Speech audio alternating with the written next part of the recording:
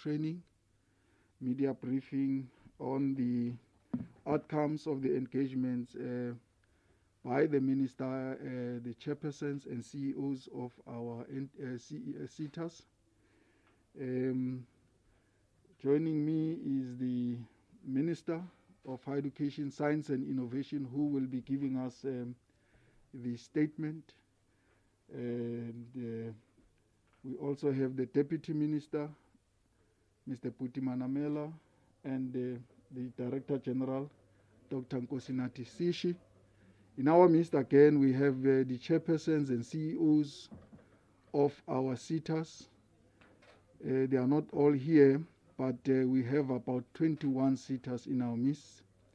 We also have the DDGs responsible for skills, DDG Mvalo, and other DDGs present. Thank you very much for all your participation. And we are also joined by yourselves as members of the media here at GCIS, and the ones that are also joining us virtually. Thank you very much wherever you are. Without any further ado, I would like to call upon the Minister to give us the statement, and following that we'll have a question and answer session where we'll give you as members of the media an opportunity to engage with our statement. Thank you very much. Minister, over to you.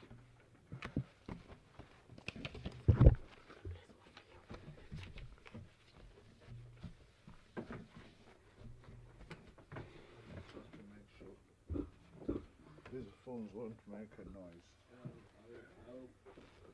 Yes, that's right.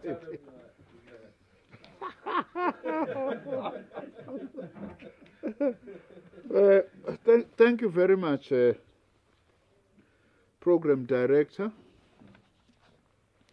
Mr. Ishmael Mnisi, my Media Liaison Officer. Let me greet our Deputy Minister, Mr. Putimanamela, our Director General of the Department of Higher Education and Training, Dr. Nkosinathi Sishi, Deputy Director General responsible for skills, Mr. Zugile Mvalo, other DDGs present here from the Department of Higher Education and Training. Let me also especially welcome the CEOs of our SETAs who are here with us. I think there are 6, am I right? 5. You are most welcome. I'm very pleased that today I'm holding a press briefing which is largely about yourselves and the work that you are doing, something that is very important. Let me also greet all government officials here and officials from the ministry, the members of the media, ladies and gentlemen. We welcome you in this first media briefing regarding learning and training opportunities provided through our sector education and training authorities, the SETAs in short, as well as to brief media on the outcomes of the sessions I held with all the 21 SETAs, their chairpersons and CEOs, to deal with a number of skills development interventions in our drive to fight unemployment, inequality and poverty. I'm pleased to say I met with all the 21 SETAs one-on-one. President Cyril Matamela Ramaphosa, in his State of the Nation Address 2022, amongst others, he said, I quote, "The Department of Higher Education and Training will place 10,000 unemployed TVET graduates in workplaces from April 2022, unquote. In my response to the State of the Nation Address, I confirmed our commitment to ensure that the skills development system will actually be offering just over 100,000 opportunities, including but not limited to learnerships, apprenticeships, as well as internships. We urge our young people in particular to look out for these opportunities in the SETAs and in other skills levy offerings. In the meetings I had with all the 21 SETAs earlier this week, I particularly urged the SETAs to give priority to work placement for TVET college graduates who require workplace exposure so as to complete their training and also to facilitate the all-important transition from learning to working. Government has already spent vast amounts of money supporting our youth through the TVET system, and therefore it is only logical and important that we assist the TVET college graduates to transition to the workplace through appropriate placement. I also wish to call upfront upon all employers to open their workplaces for the placement of both TVET college students, as well as to give workplace exposure to TVET college lecturers so that they teach and train in what is currently needed by industry. The primary aim of these placements, as I have said, is to assist our young people to transition from learning to working. Today I would like to give you an account of the strategies and plans of the ministry to give practical effect to what I've just said, also as part of realization of the commitment made by the President in this regard. It may be remiss for me to assume that everybody knows the work of the SETAs in our country. We have 21 SETAs operating almost in every sector of our economy, a resource that's something most countries in the world would wish to have, actually. Our SETA landscape comprises in the main of representatives of organized business and organized labor, operating in designated sectors of the economy and the public sector. The key legislative mandate of the SETAs is defined in the Skills Development Act, Act 97 of 1998, as amended, in which, amongst others, this Act directs the SETAs to develop sector skills plans reflecting the following: the profile of that sector, the key skills change drivers in each sector, occupational shortages and skills gaps in each sector, partnerships between the SETAs and other relevant role players, SETA monitoring and evaluation, as well as SETA strategic skills priority actions. In the sector skills plans, SETAs must also reflect and seek to incorporate government priorities, especially on those aimed at addressing the triple challenges of poverty, unemployment, and inequality. The SETAs have subsequently developed their annual performance plans to address skills challenges in various sectors of the economy and the country in general. I'm very pleased to be doing this together with the Deputy Minister and the DG, because out there, often when people talk about SETAs, talk negatively about them. We want to say today, much as we have challenges in our SETAs, but there is a lot of good work that our SETAs are doing, work that is doing an enormous amount of impact on opportunities, especially for young people, which is what we want to focus on. To say, yes, let's address the problems, but our starting point is to strengthen the very good work that the SETAs are doing. In my engagement with the SETAs, we also looked on how the SETAs also have performed over the past 5 years. We furthermore collectively agreed with the SETAs chairpersons and CEOs on skills development interventions planned for the 2022-2023 financial year, especially on those aimed at supporting the economic reconstruction and recovery plan that is led by our President. I must indicate that there is widespread agreement and commitment by the SETAs that we need to significantly expand the participation of young people in skills development programs as well as workplace-based learning opportunities. And this has been given practical effect in the 2022-2023 annual performance plans. I just need to explain this about how the SETAs operate. Primarily, the SETA, each budget of the SETA, because we must use this platform to explain to everybody, has mainly three components. The first component, which is not supposed to be more than 10.5% of the total budget of the SETA, is administration. That's money spent in employing workers and remunerating them, workspaces, and other facilities that are needed for the SETA to run its activities. Then the second component is what we call mandatory grants, which is grants that the SETA gives back to employers who contribute levies in that particular SETA. If it's the construction SETA, employers in the construction SETA who are paying levies, we give them a certain percentage of the budget of the SETA to be able to run workplace training their own workers, so that workers have got the necessary skills.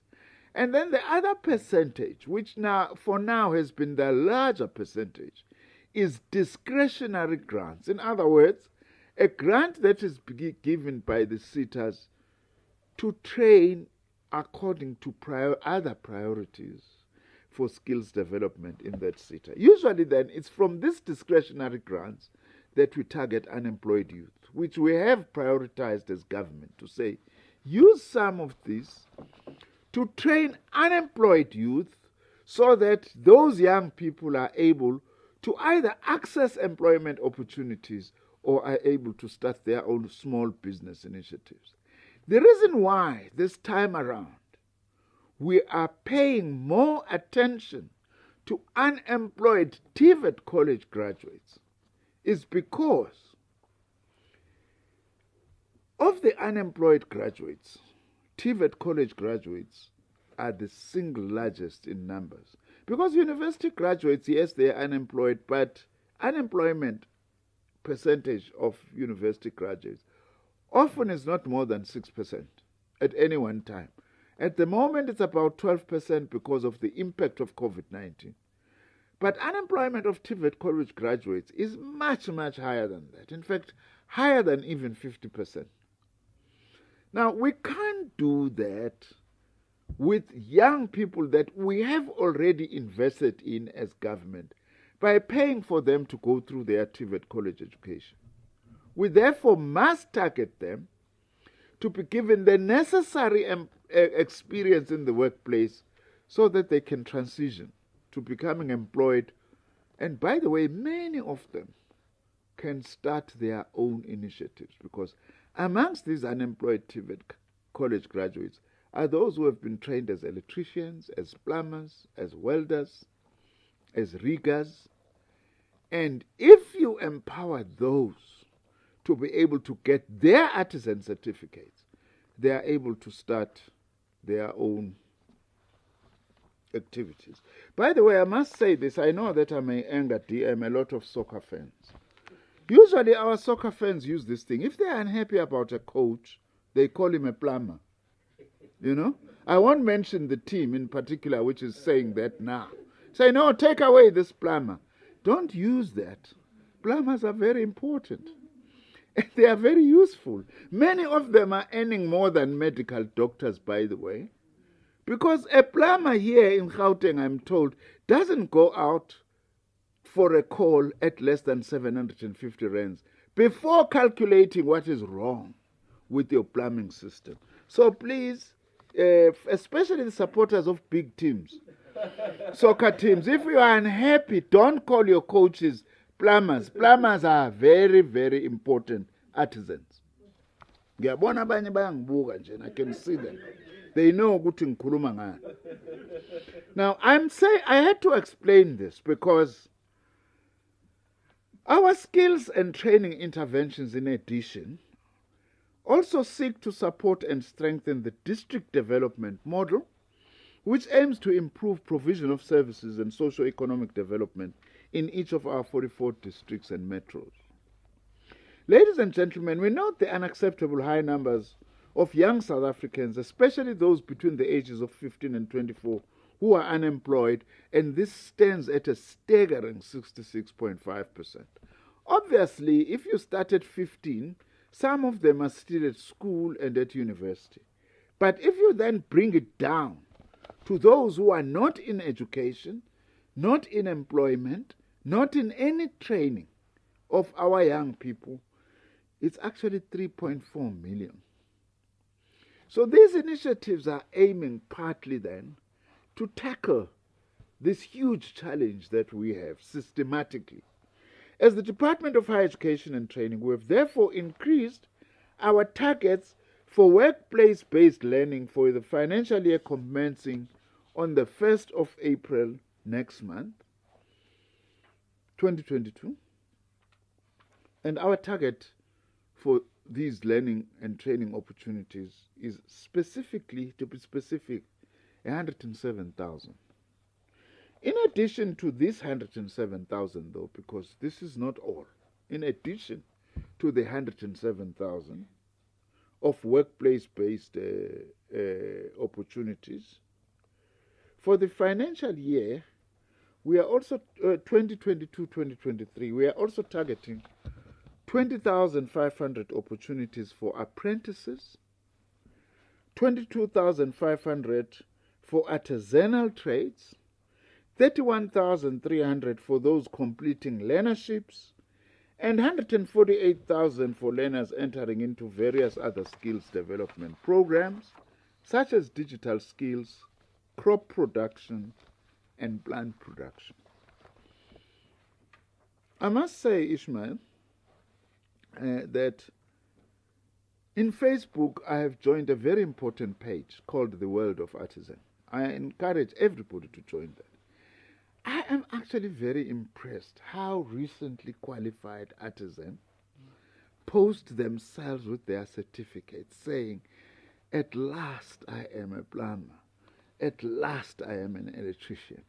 It's a very important DM page for me, because it also gives me an impression and a feeling of what is going on and the actual palpable impact, by the way, of some of these skills programs that we are talking about. So it's not just in theory. Go to that World of Artisan on Facebook. You will see what the impact of what we are talking about today, amongst others. I'm happy to indicate that each and every SETA, in relation to the President's commitment to place no less than 10,000 TVET College graduates, those who have finished, who are sitting at home, each SETA has contributed, has committed to no less than 500. Other SETAs have committed up to 1,000, 1,500. In fact, we are likely, the President may be happy to hear this, we are likely to even exceed the 10,000 that he has actually announced, and we are indeed working at that. In addition, the agricultural SETA, which, by the way, is such an important SETA, but it's one of the smallest because it doesn't have enough levies, will work together with the National Skills Fund to focus on placement of no less than 500 students coming out also of agricultural colleges, as well as coming out of TVET college programs on agriculture. Now, agriculture at the darkest of moments remains a job creator. That is why we have to make sure and assist through the National Skills Fund, DG, that these students are placed, including students who are graduating from agricultural colleges. We're not forgetting about them. They are very important that as they finish, at least some of them, we guarantee them some workplace so that they can get that important initial experience. As you know, the year 2020 was seriously affected by COVID-19 adjusted lockdown regulations. We have to say this because we want to indicate that our skills system's own revenue dropped from our projection of 19.4 billion, that's 2020 to 2021 financial year, to 12.4 billion, which means that we lost about 7 billion. That's a lot of money.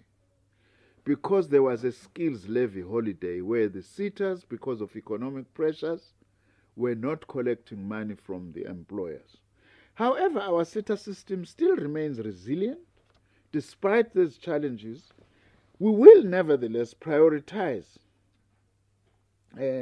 all our sectors to be able to continue with skills development, working together with the National Skills Fund, and focusing, as I have said, on placement as a priority, not exclusively, because there are other learnerships and internships, as I have said, but a particular focus on the TVET college graduates. You know, those who have done N6 and those who have completed NCV. For example, the bank SETA, I'm just making an example. All our SETAs have made commitments. So if I don't mention others, don't say they are not given. Have set aside 54 million rands for the next financial year to reskilling and upskilling of workers in the banking sector. For example, the transport SETA is working with SAA, just by way of example, because we've got specific examples. We've heard that there are challenges in that program.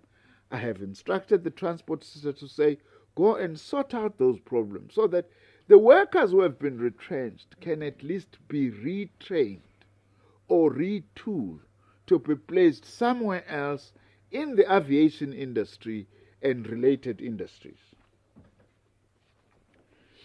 I must also indicate that we've made also a very important agreement with our SETAs that they will also contribute, not all of them, those whose areas coincide with this, will also be supporting my Department of Science and Innovation in the development of critical high-end skills in selected technology areas such as the bioeconomy, space science, technology, energy, intellectual property management, etc. Now, this is very important at DG, as you know, because yes, the biggest need is mid-level skills. We will support that, as we are saying here. But also, we mustn't forget about the high-end skills. In this day and age of the fourth industrial revolution, those areas are very important. I'm pleased that we've reached an understanding with our SETAs that they will also contribute there. Now, on work-based learning programs, these are very important for us because we believe that training is not really enough unless it is linked to practical workplace experience. So for the past 5 years, for instance, the SETAs have focused on this area of workplace-based learning programs. Through our SETAs, for instance, over the last 5 years, just to give an indication, we've created more than 570,000 opportunities and produced 96,317 artisans with 125,000 learners entering our apprenticeship programs. Now, Titi Chimvalo, I know you will say I've got this habit of committing my officials in public. I like to do that so that the whole country knows that if it doesn't happen, it's not only Nzimande who must account, but Titi Chimvalo, responsible for skills, must account as well. One of the issues we identified in our engagement with the SETAs is that in many instances we support apprentices with training. But when they have to go to their trade test, no one is there to assist them. What is the point of training an artisan for 3 years, an apprentice, and then no money? I want to make an example without taking too much time, DM. I've got a nephew who phoned me 2 weeks ago, says, Malum, I have been given an opportunity to go for a trade test in Bombela. He's in Durban, in Mpumalanga, for rigging. A very important scarce skill. But now, Malume, they want 3,000 rands for my stay for that 1 month to prepare for the trade and do the trade test, and I have no money for transport and for food. Now, I don't have the kind of money that you just throw around, but it's my nephew. I ended up giving him 5,500 rand to stay there and to buy some groceries and to travel there. Now, how many of our youngsters have an uncle who is a minister, who you can go and cry over? Hardly any. So we have agreed with the SETAs that we also need to commit to say, once we've taken you through an apprenticeship, we must also assist you to go and do and pass your trade test at least once. It's NSFAS for apprentices, as the DG is saying. That is very important. It doesn't mean that we've got all sorts of monies, but let's incorporate that, DG Mval. I know many were saying, well, Minister, we're going to look into this. No, DM is no longer a question of looking into it. It must be done. Even if we are not doing it for everybody, but we must done for as many as possible to support poor students. Now, though we lost revenue, as I have said, in 2020, 2021, we still nevertheless registered some significant progress for the year ending 2021. The SETAs combined over the 2020-2021 financial year placed 44,619 unemployed youth into learnerships, of which over 34,710 were young people below the ages of 35 years old, and over 25,500 were females at the cost of about R1 billion. Placement is expensive, by the way. It just doesn't come cheap. I'm told that it's about 30,000 rand. That's what it may cost, around that. But the SETA CEOs are here in case you have got questions. I mustn't venture into a territory that I'm ignorant about. All the difficult questions that will come, DM, to the SETA CEOs. Now, in the same period last year, we placed 9,901 interns, of which 9,096 were young people below the age of 35, and 6,455 were females. And our SETAs spent just over 883 million rands in this regard. For TVET placement, SETAs in the 2020 to 2021 financial year already placed about 8,539 learners, with females at 5,656 at the total cost of 393 million rand. So the 10,000 is easy then.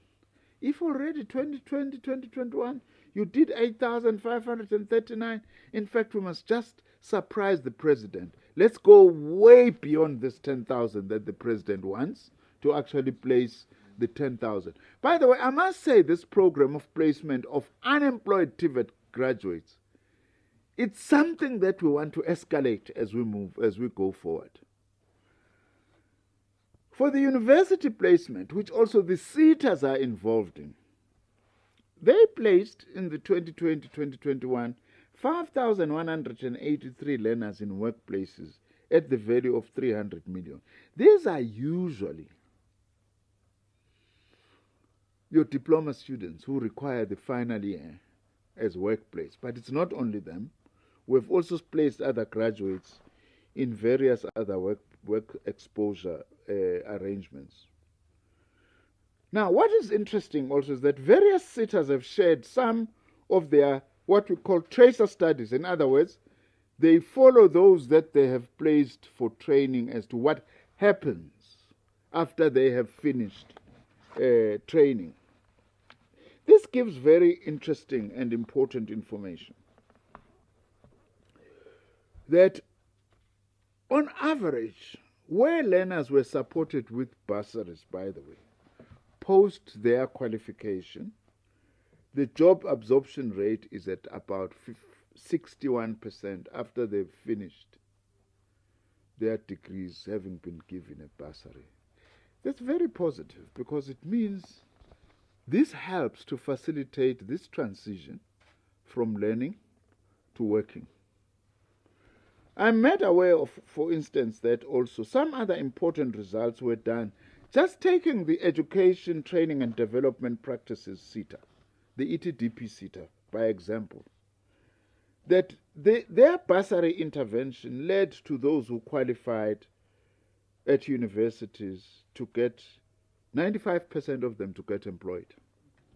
And for those who have been exposed with work integrated learning at universities of technology, 89% of them got employed through that exposure.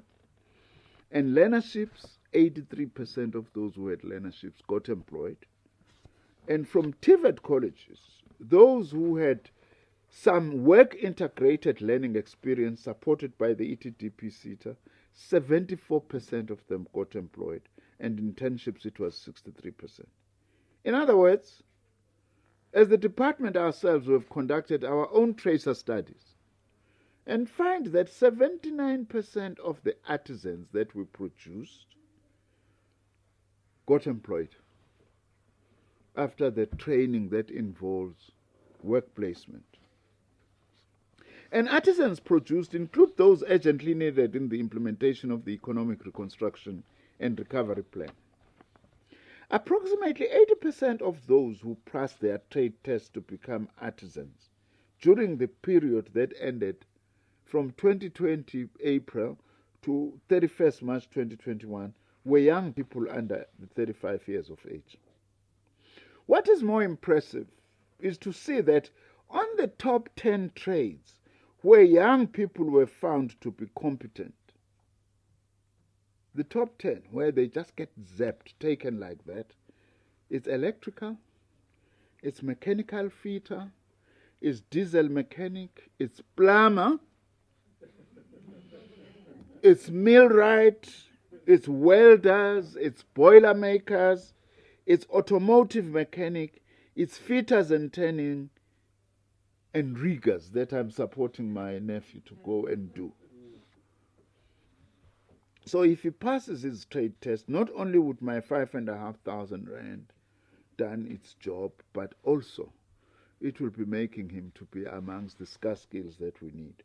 Whilst dealing with artisan development in our country, I was also honored, I must say this, to have been invited by the National Union of Mine Workers on the 29th of April last year to showcase their contribution towards artisan development through their own skills center named after Elijah Bachai, and they have got an artisan academy. I must say this because this is such an important example by a trade union to be involved in upgrading their own workers to become artisans. Now, I'm pleased to say the Energy and Water SETA, for example, as another example, is already working with the union and the skills center to focus on artisan recognition of prior learning in water and energy to assist the Elijah Bachai Memorial Training Center of the NUM in their effort. So our SETAs are there. I'm also aware of the new program between the NUM Academy and the Energy and Water SETA to benefit 300 learners in skills programs and 150 in learnerships. This is an example and an invitation to other trade unions. Come and partner with us in terms of skills development. I'm happy to announce that also our SETAs and the National Skills Fund are committed to supporting this. Almost wherever I go across the country, by the way, our communities are yearning for expanded access to post-school opportunities. Hence, the establishment on our part, working with our SETAs and the National Skills Fund, of skills centers in some localities, responding to this cry by our communities. Given the fact that, and I think it's important that I mention this, DM, that out of 100 kids who start grade 1, only 6 go to and complete in university. Where is the other 94? 94% of our young people never go to university. Therefore, it's important that we increase these opportunities and that when we distribute government money, it just doesn't go only to universities. It must also address the needs of these unemployed young people, who, by the way, are the brothers and sisters of those who are at university. On 21st October 2021, I was in Limpopo on the occasion of the sword turning of the Sekhukhune Skills Development Center, funded by the Wholesale and Retail SETA, in conjunction with the Sekhukhune College, with an investment of 146.9 million rands by the Wholesale and Retail SETA. Very important contribution. That Sekhukhune Skills Development Center is going to do wonders in that community. Now, this 146, just by way of example, 131 million is for the building of the Skills Development Center. 9 million rands is for capacitation of informal traders and construction of trading stalls for 45 informal traders in that area. And also 6.9 million rands is to construct an access road into the center. We are also doing some impressive work with our SETAs. For example,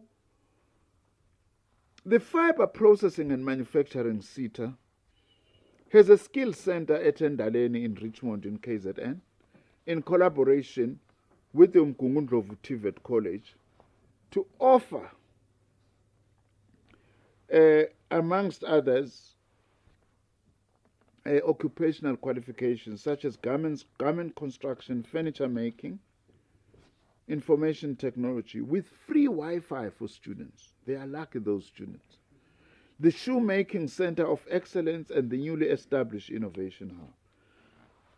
These are just examples. All our SETAs, you can quote some examples in this regard. The Health and Welfare SETA, for instance, has a very innovative partnership with the University of KwaZulu-Natal. They are training lay counselors to actually do counseling amongst communities to those individuals negatively impacted upon by COVID-19. Either they've got relatives who are very ill, or they have indeed lost relatives. And the issue of counseling is in high demand in our society, given the many socio-economic pressures and challenges that we have. Now, I can quote a number of other instances. Our Food and Beverage SETA is doing very important work, amongst others in places like Limpopo, for instance. We invite you to go to our website and from there link with the work that all our SETAs are doing so that you can be able to get practical examples, including what they are offering. We've also begun a process, I'm pleased to announce, of crafting one country, one skills plan, what we call the master skills plan for the whole country, so that we have a complete picture of the skills we have and the skills we need and what interventions are needed. We are leading that as this department, working with our skills levy institution. This process will promote a more efficient and effective mechanism for countrywide skills planning.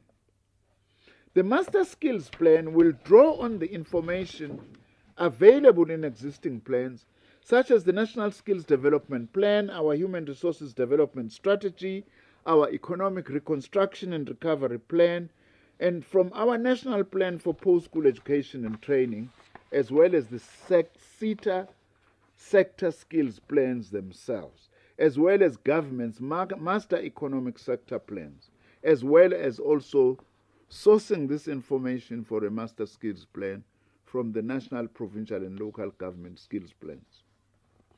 Let me talk a little bit about the National Skills Fund. For this current financial year, the National Skills Fund, in partnership with the Presidency, has allocated 100 million rands towards the Presidential Youth Employment Initiative, which will benefit 4,500 learners in the digital learning space. Now, this is over and above all the other numbers that I've counted.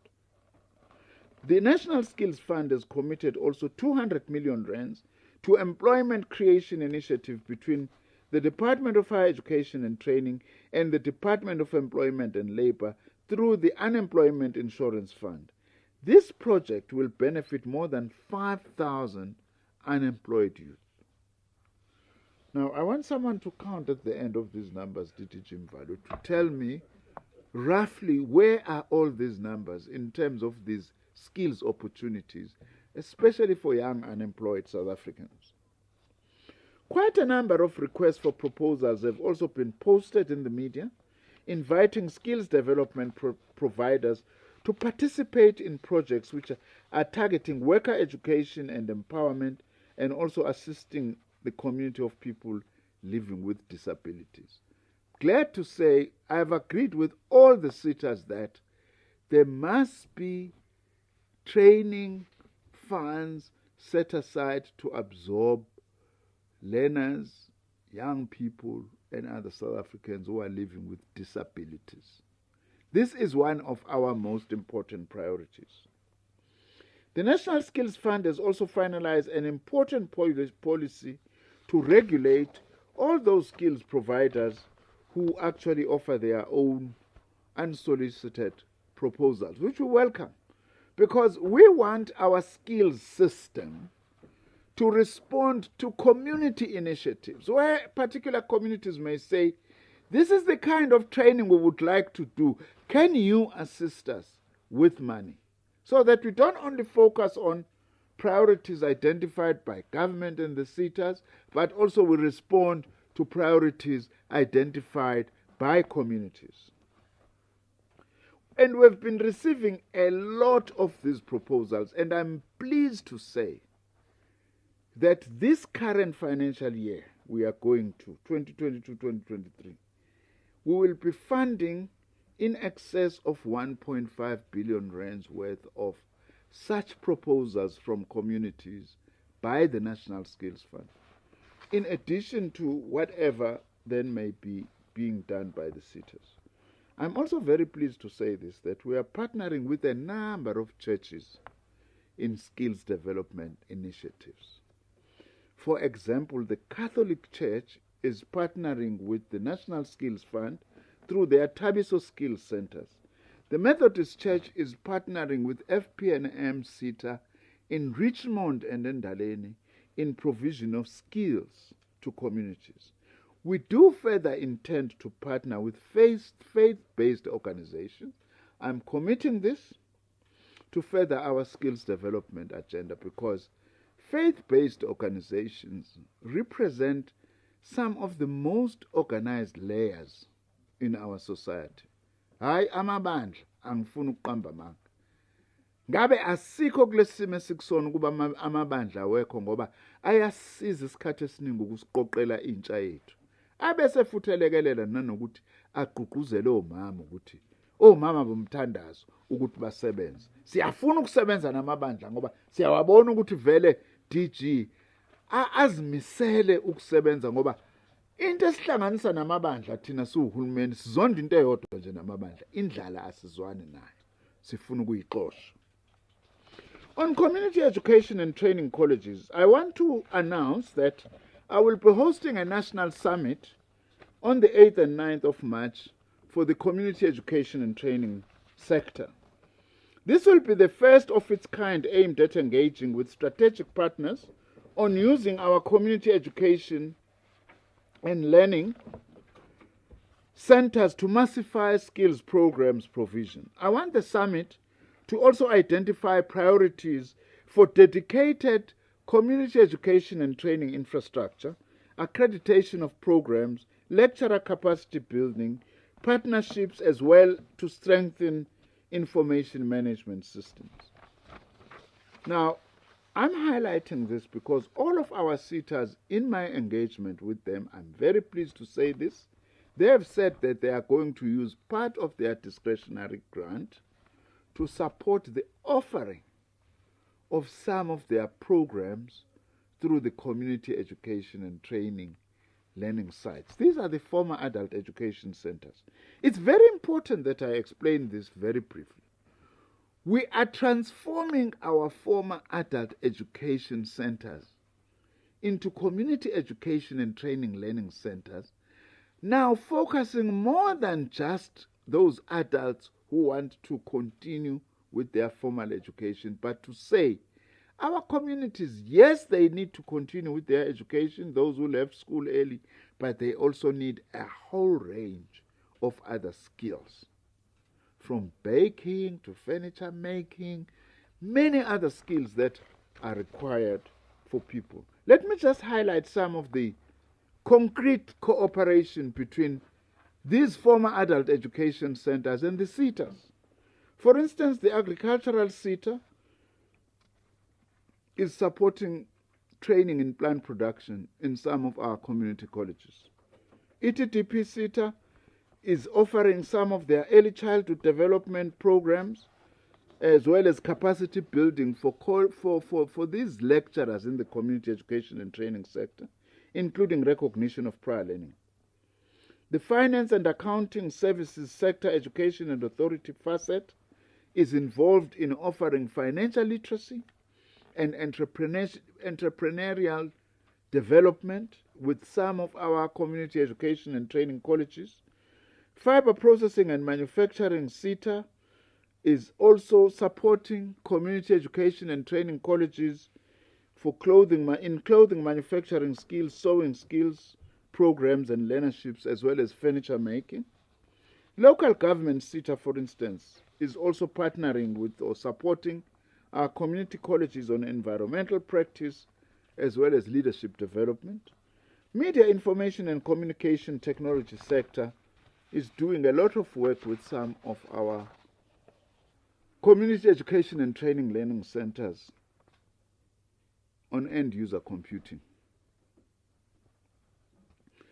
The Transport Education and Training Authority is also offering an important skill, professional driving, because to have a driver's license often means for our young people an opportunity to get a job as a driver, either in the taxi industry or in some other industries. In our massification of skills, we will also be focusing, as I have said, on occupational and skills programs in our former adult education centers. For example, we are in the process of establishing 54 information and communications technology laboratories that are focusing on skills for web design and end-user computing in the designated 54 pilot community learning centers nationally, with funding support from the Wholesale and Retail SETA. The Wholesale and Retail SETA is also establishing a skills center in Reeds in collaboration with the municipality and local business. There is also work in the upgrading of qualifications for lecturers by offering an advanced diploma in adult and community education and training. This project is part of capacity building supported by the ETDP SETA and offered through the Durban University of Technology. We also, in our meeting with the SETAs, as I have said, concretize their own support for some of their programs to be offered through our community education and training learning centers. As I conclude, I want to indicate that together with the chairpersons and the CEOs of all our SETAs, we have also committed ourselves and agreed to fight all forms of administration and acts of corruption in our SETA system. This is amongst the reasons we had to place, for instance, the Construction and Education Training Authority, SETA, under administration. The forensic investigation into this SETA is now complete and we are processing it in the department. I must emphasize that we will leave no stone unturned to ensure that all those who use or who want to use our SETAs for their own personal benefits will be held to account. I must also indicate that this is the principle that we have adopted for our entire post-school education and training system. To demonstrate further, I have appointed a forensic company to conduct a full-scale forensic investigation into the financial affairs of the National Skills Fund after the findings of the Auditor General. I have also, by the way, appointed a ministerial task team to also conduct a strategic review of the NSF, the National Skills Fund, so as to strengthen its general operations. Let me say this as my philosophy. If you have corruption or maladministration, It's good if you take the necessary action for people to account. But you mustn't stop there, because some of these things are caused by the fact that there is not enough capacity in the system. So consequent management, DG, must not only just be punishment, necessary as it may be, but part of consequent management must be corrective activity, so as to build capacity so that such things do not happen. It's clear from me already from our interim report on the NSF that a large part of the problem may not, well, some of it will have to do with corruption, but may not have to do with corruption. But it's the lack of capacity in the NSF to monitor its own programs.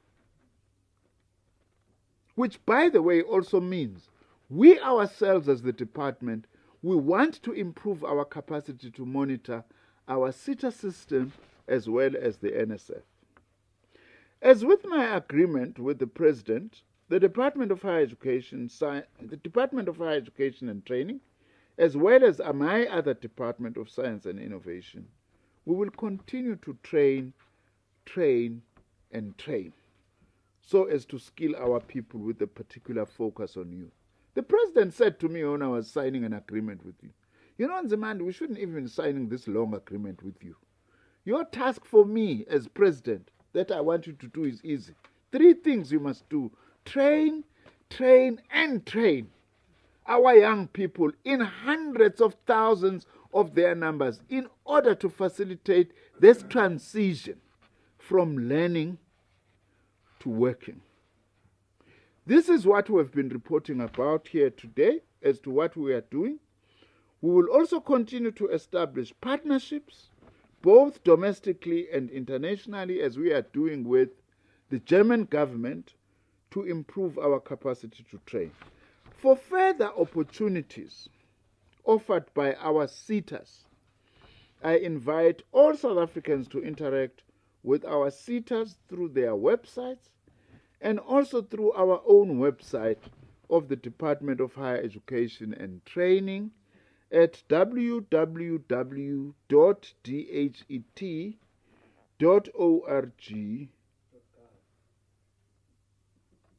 No, I've got it wrong, yes. It's www.dhet.gov.za.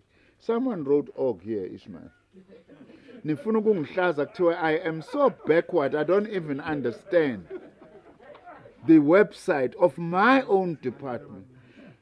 Once more, it's www.dhet.gov.za. I'm sorry to have taken a bit long, but I thought it was necessary to do so because we hardly ever have a chance to talk about the work that our SETAs are doing, and they continue going to be doing. Thank you very much. Thank you, Minister.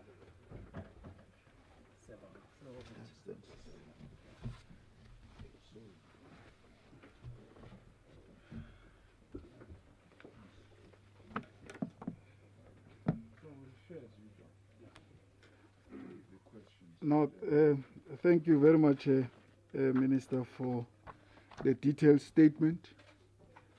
We will investigate, Minister, who wrote .org here. There will be a forensic investigation and corrective action to deal with this. Thank you very much, Minister. Ladies and gentlemen, we are now going to the second part of our briefing to give members of the media an opportunity to engage with our detailed statement. We will, of course, share the statement with all members of the media, and even beyond this media briefing, engage on further questions that the media might be having. Let me give to my colleague Ignatius to check if whether we have some questions from members of the media. Over to you, Ignatius.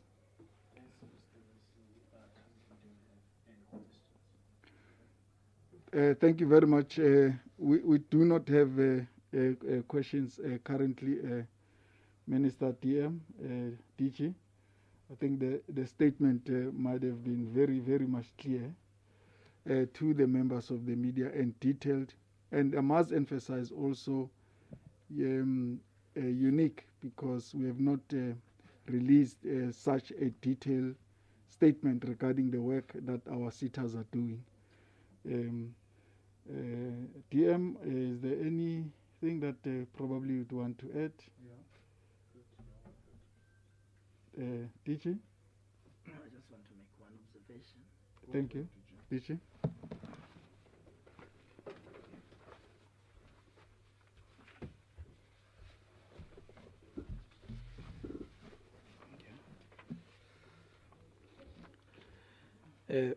Thank you, Chair. Thank you, Minister, for the important statement this morning. DM, thank you. Towards the end of the address by the Minister, right towards the conclusion, the Minister makes an observation about the importance of partnerships that we are engaged with nationally and internationally. And he cites the partnership with Germany. Minister, I just wish to share with this audience my experience in the last 2 weeks in one of our provinces. When we actually launched a greenhouse, which was a partnership between SETA, the University of Stellenbosch, and Maastricht University abroad. Based on this, on the work that is being done in that greenhouse, there are people who are already identified by TVET College, who are central to this project as beneficiaries to the food that we are already, producing in the greenhouse. To me, this is a model that is going to assist us to not only just deal with identifying those who need the food, but it's about food security in the country broadly. And if you were to scale up that model, you will find that there's, we deal with the issue of food security in the entire country. In this regard, Minister, I think partnerships are really, really important.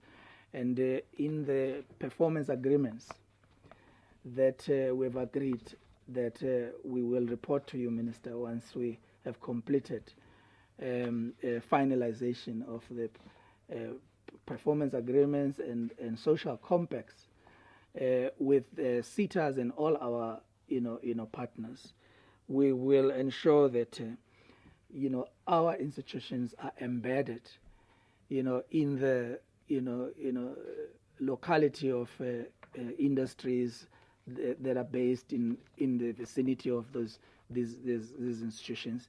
But our eyes are also focused to developing larger, corporate partnerships across the rest of the world, taking advantage of international conventions between our country and countries in the SADC region, as well as the rest of the world. Thank you, Minister, for the statement. We are inspired as a department to also pay attention to the issues that emerge out of this statement, and we draw our strength from the energy that we see already, in the SETAs that we have met in the last 2 weeks. We are inspired by the leadership of the SETAs. We think that there is a new energy that has emerged, which we must tap on, which seeks to respond to the President's State of the Nation's address and the commitment of our Minister to ensuring that what the President has reported about in the State of the Nation's address, of which the Minister of Finance has read the budget speech, the Department of Higher Education and Training, the Department of Science, Technology and Innovation, work towards ensuring that those commitments by the Minister and our Deputy Minister are adhered to and attained. Thank you, Chair.